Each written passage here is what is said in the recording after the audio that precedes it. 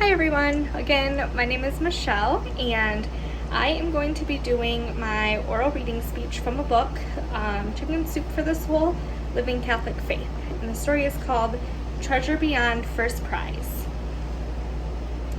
Squeezing his 6-foot, 170-pound frame into a desk designed for an 8th grader looked uncomfortable, but Paul never complained. Or maybe he did. The bits of broken English he offered as conversation were often impossible to understand. The solution, of course, for his fellow classmates was to shout at him slowly and clearly. We discovered none too quickly that volume and clarity, even in slow motion, had no bearing on Paul's level of understanding.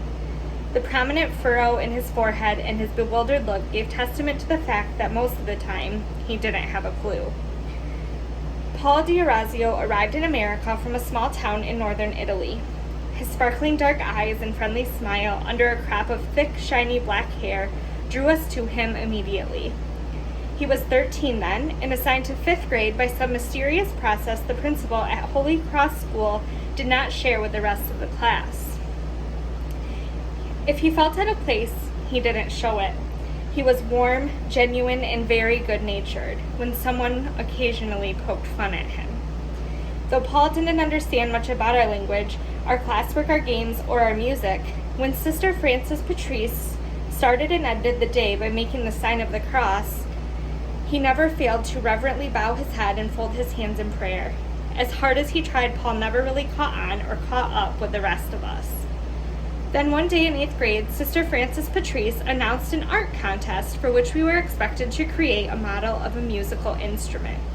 When she tacked up the poster on the corkboard and explained the details, I noticed Paul perk up in his seat. After school, as I finished my turn at erasing the blackboard, I noticed Paul studying the poster.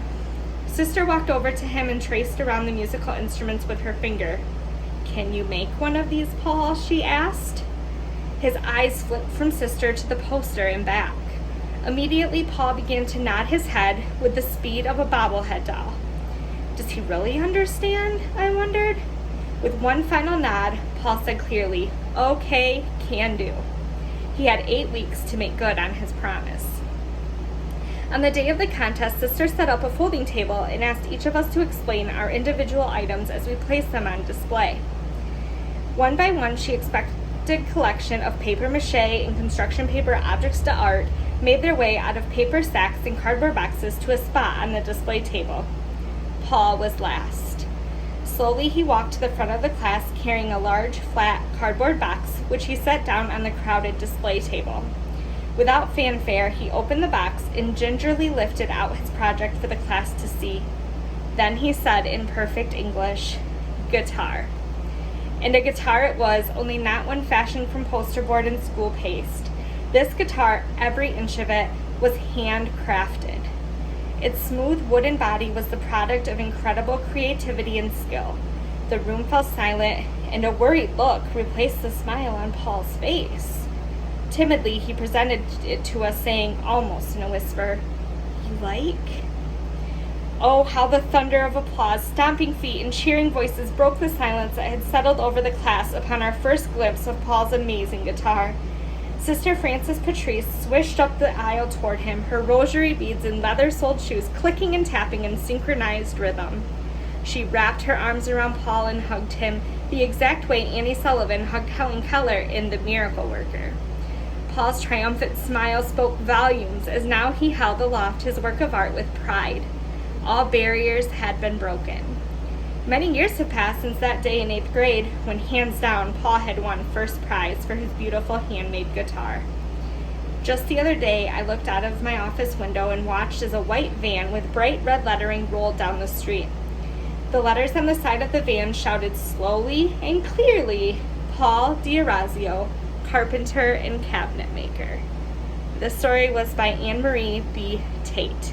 I chose this story just because I think no matter what barriers some people might have or barriers that we might have, we can break those barriers and overcome them no matter how long it takes us, no matter how hard it is. As long as we persevere and can break those barriers, we can do great things. And I think a lot of us have had some barriers in life that we've had to overcome, but we've been so successful through them. I know for me, some barriers in my college career, and I'm starting my bachelor's degree and never thought I would be here. So I just wanted to share this story about barriers and just being able to work hard and persevere and be successful. Thank you.